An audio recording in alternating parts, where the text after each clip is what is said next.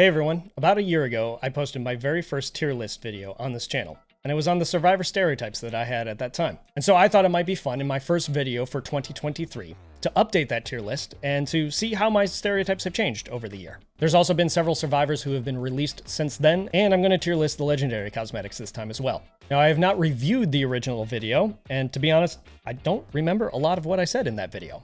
So these will be some fresh thoughts. I will link to the original video in the cards above if you want to check that out to see how my perspective has changed over the last year. Some of my thoughts have changed drastically and others not so much. I also want to thank you for 2,500 subscribers. My original goal for 2022 was to hit 1,000 subscribers, and your support to help us more than double that goal has been incredible.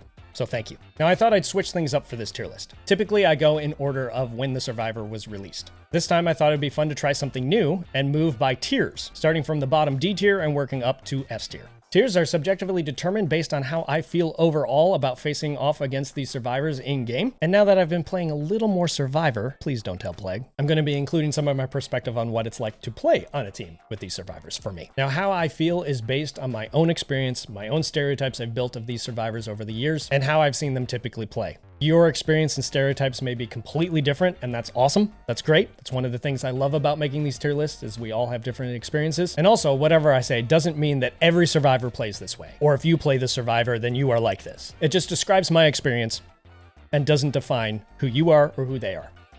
Sound good? All right, let's start with D tier. There's only one survivor in D tier. That's Claudette. In the last video, I talked about how I primarily see two types of Claudettes in the game. One being the baby Claudette. Now, I actually love baby Claudettes. They're cute to me.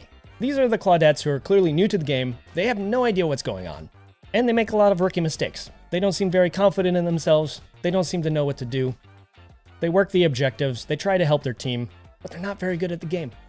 But I find these Claudettes adorable. I absolutely love these Claudettes. Claudette is one of my favorite characters in the game, actually. And so, these baby Claudettes, I feel, fit the lore of Claudette quite well.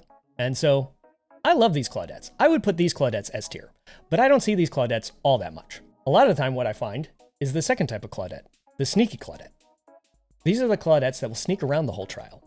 They won't do much work on gens, won't really help their teammates or go for the save, and then once their whole team is dead, they'll slip out through hatch. These Claudettes I despise, and for that reason, I have to put Claudette in D. But again, if I could split them up, I would put baby Claudettes in S and sneaky Claudettes in D. But we have to go with D for her. Somebody had to be in D too. Now, in saying all that, I don't mean to say all Claudette players are selfish or not team players. I've certainly run into a lot of good and selfless Claudettes during my time in the game. But my stereotype does tend to lean towards, it's probably going to be sneaky Claudette if I see Claudette in game. So D tier. We're now moving on to C tier. Our first C tier is Jake. Now, to be honest, when I see a Jake in game, I expect him to not be that good, typically. Again, that's not to say there aren't good Jakes, but typically the Jakes I see aren't very good at the game. But generally, I also think they're team players, so they get points for that. Now, all that to be said, I left him in C tier because I don't get overly excited about seeing a Jake. I don't hate seeing a Jake, but I don't get excited about seeing a Jake either, so C tier. Our next C tier is going to be Lori. Now, nothing against Loris, but they don't usually impress me. I feel pretty neutral about them overall, so C tier. Our next C tier is Jane. Now, I have nothing bad to say about Jane, but I also have nothing good to say about Jane. I like her as a character. I have nothing against her that way. But when I see a Jane in game, it's just kind of just a survivor to me, to be honest. I'm pretty neutral about them. Though I like her as a character, I'm going to rank her as a C tier as far as my stereotypes go, because it's just kind of neutral, to be honest. Next up, we have Yoon Jin in C tier. So in similar sense, I feel neutral about her. I don't have any negative experiences, but I don't have overly positive experiences with Yoon Jin either. I find them to be kind of on the lower to medium skill level, typically, and not usually provide me much challenge. So we're going to put her C tier. Now, Jonah is the next up in this tier. I am very neutral about him. I don't have very positive feelings or negative feelings about Jonah players when I see them. I also feel like Jonahs tend to be more on the lower to medium skill level. And to be honest, they're pretty rare.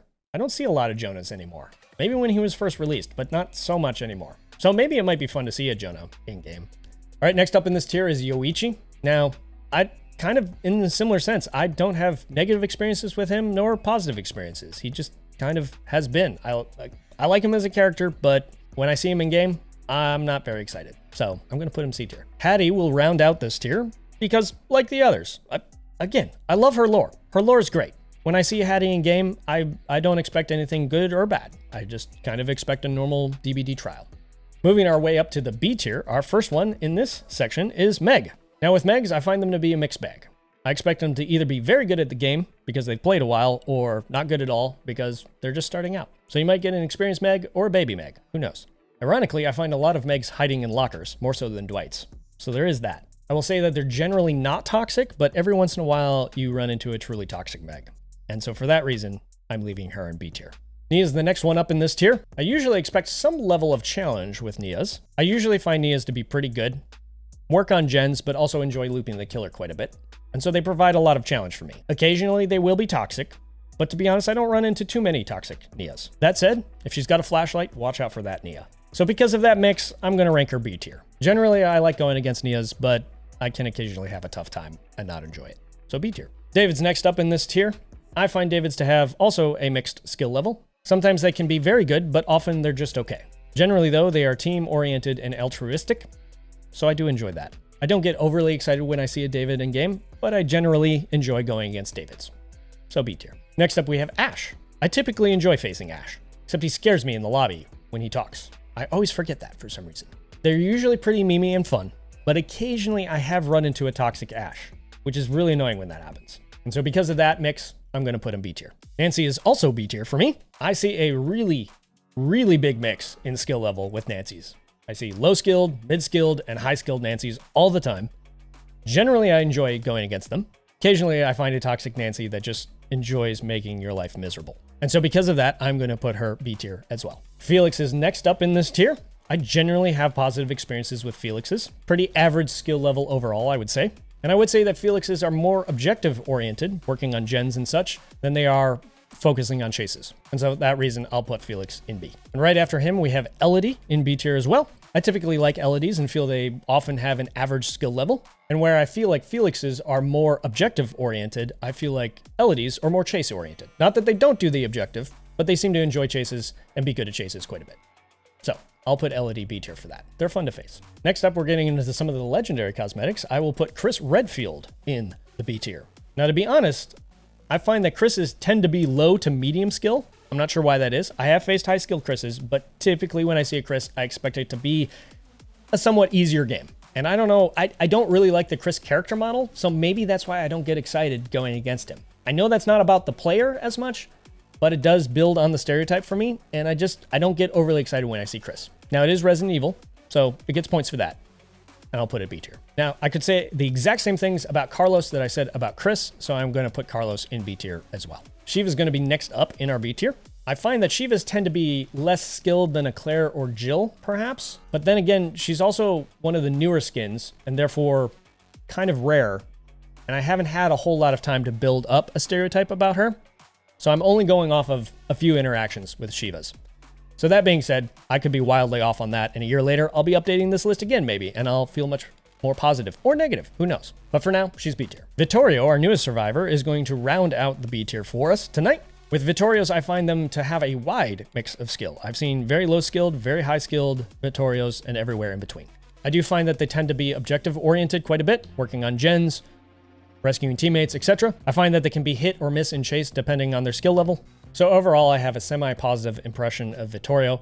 Granted, he is the newest survivor at the time of recording, so I haven't faced too many Vittorios. I actually think that now that I've been playing more Survivor, I've played with Vittorios more than against Vittorios. So that perspective, that stereotype may change over time as well. So we'll check back in a year. Moving up, our first A tier is going to be Dwight, my man. Now, I love seeing Dwight.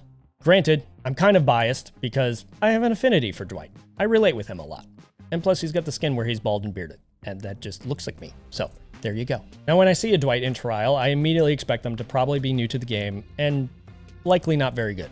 However, there is the occasion that I run into a Dwight that's an absolute legend at the game. Ironically, despite the community stereotype, I don't actually find a lot of Dwights hiding in lockers compared to other survivors.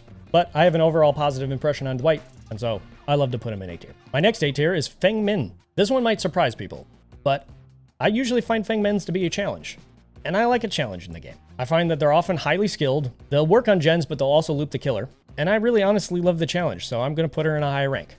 Occasionally they will be toxic, so that's why I won't put her in S tier. Quentin is an automatic A tier just because you never ever see a Quentin, so when you see one, it's a celebration. Typically I feel they're pretty okay at the game, but not great either. But overall, really fun to see though, so A tier. Detective Tapp is our next A tier. I find them to be pretty decent at the game, mostly team players, almost never toxic, and generally enjoy going against them. Adam is our next A tier. I feel like Adams are almost always altruistic team players. Generally, somewhat skilled at the game, kind of medium to high skill level. I don't think I've ever had a toxic Adam, and I don't think I've ever had a bad experience with an Adam.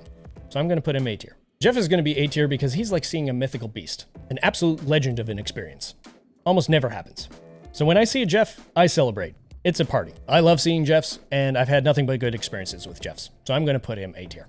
So Steve is my next A tier because I really have great experiences going against Steve. I love Steves. They generally don't seem to be super good at the game, kind of low to medium skill. Generally fairly easy to face, but I just have a fun time with them. To be honest, I've rarely faced a toxic Steve. Now, I understand other people's experiences are completely different, but for me, I rarely face a toxic Steve, and so I generally enjoy going against him. I'm gonna put him A tier. Plus, he's my favorite character from Stranger Things, so he gets a little bump from that. I know, I'm biased. Oh well. Jonathan is an A tier because, like Jeff, you almost never, ever see him. Especially now that the Stranger Things chapter is no longer available. Now, to be honest, I feel Jonathans are typically team-oriented, but not very good at looping, at least the ones I faced off again, which is, again, I could probably count on one hand. So I get really excited when I see one. I'm going to put him A tier. Zarina is an A tier for me because I feel as one of the more mainline DBD survivors, I actually don't see her very often. And so when I do, I find that they're generally pretty good at the game, have probably invested a lot of time into the game, good at looping, leads to some fun chases, and so I generally like going against arenas. So she's A tier for me. All right, Cheryl. She's an A tier for me. I feel that Cheryls are usually pretty good at the game. They generally work on gens, but also can hold their own in chase. And I don't know that I've ever faced a toxic Cheryl, to be honest. As for Cheryl's legendary skins, we've got James, Sybil, Lisa, and I'm going to include Alessa in there as well, even though it's technically not a legendary skin. In all technicalities, it's a different character, right? Sort of, kind of. Silent Hill lore is weird, but cool. You should read it if you haven't. But all that to say that I feel the same way, A tier, about all of them. Because, I mean, they typically play the same way as Cheryl players, I find. But they're also rare, so that makes them pretty cool to see in game too. So, I'm putting them all A tier. Jill Valentine is next up in this tier. Now I'm biased, she's one of my favorite Resident Evil characters. So, she was going to get A tier no matter what. But I find their skill level to be all over the place. You really don't know what you're going to get. I've seen really good Jills, and I've seen really bad Jills. Plus, she has the perk Blast Mine. Now, I know perks can be run on any survivor now, once you can unlock them. But that said, with Jill, you have a better chance of getting Blast Mine. And I love Blast Mine. As a killer main, I love Blast Mine. Anytime it goes off, it's a fun time for me. Because you rarely ever see that perk. And it's just so fun. It's fun for the survivor. It's fun for me. Anytime I see Blast Mine, I just tip my hat. I'm like, good job. It's fun. I love Jills. I love Jills that run that perk. And so, Jill's A tier for me. Now, Claire is also A tier. I generally find that Claires are pretty good at the game, great loopers, but also team-oriented. Now, I have a friend who mains her, and so because Claires are rare, a lot of my stereotype is based on how my friend plays. Michaela's next up in the A tier for me. This may surprise some people. I know a lot of people don't have a good stereotype or opinion of Michaela in general, but I absolutely love her. I fell in love with her character while I was doing the lore video on her. If you haven't watched that, I'd love for you to check that out. I put a lot of work into them, and I'm real proud of them. So the lore videos will be linked in the cards above as well. But all that to be said, I generally have a positive attitude about her as a character, but I find that a lot of Michaela's play very similar to how I feel the real Michaela would play from the lore. They seem to be objective-oriented, team-oriented. I haven't faced too many Michaelas that are good at looping, but they seem to really want to take care of their team and be altruistic. And to be honest, I don't mind the boons. I find the boons to be an okay addition to the game. Now, I get that a lot of people have had bad experiences with Michaelas. Mileage may vary, but that is my experience. And so I generally love going against Michaelas. So she's A tier. Ada is going to round out the A tier for this list. I expect Adas to have a medium to high skill level in the game. I find them to be a mix of objective and chase, and so I really like going against Adas. They provide a challenge. I enjoy a challenge. So she's A tier. Now we're moving up to the S tier. My favorite survivors based on my stereotypes. The first one is going to be Ace.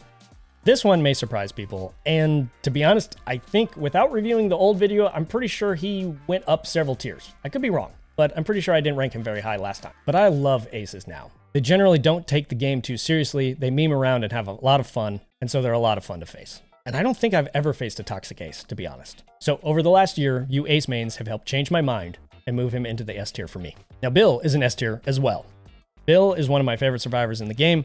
Obviously, lore-wise, he's going to be very team-oriented and very self-sacrificial for the team, and that's how I find a lot of Bill's play. They just give it all for the team. And if they can get the team out, even if they don't survive, that's how I see a lot of Bill's play. And that fits his personality, his lore really well. And so I always love going against the Bill. All right, Kate's my next S tier. I absolutely love going against Kate. I find Kate players have a wide mix of skill. I never know what I'm going to get when I see a Kate in game. They may be absolute legends at the game. They may be terrible, but I always have fun going against them. I don't know that I've ever faced a toxic Kate. It's probably happened, to be honest, but I just don't remember it. I have a generally positive view of Kate and nothing but good experiences to go back on. So I find her fun to go against all the time because you never know what you're going to get. Just a wide range of skill. Yui's my next S tier, and obviously, okay, we're getting into, these are my favorite characters, to be honest. Yui's one of my favorites. I love Yui's, but I find that the way a lot of Yui mains play, it would fit what I would expect from her lore. Very team-oriented, objective-oriented, good in chase, but not ignoring the objective either. I find them usually in the medium to high skill level, fun to chase, and rarely toxic. And so I love going against Yui's. So she's S tier for me. This is probably the one you all expected. Leon is S tier. For one, because he's my favorite Resident Evil character of all time.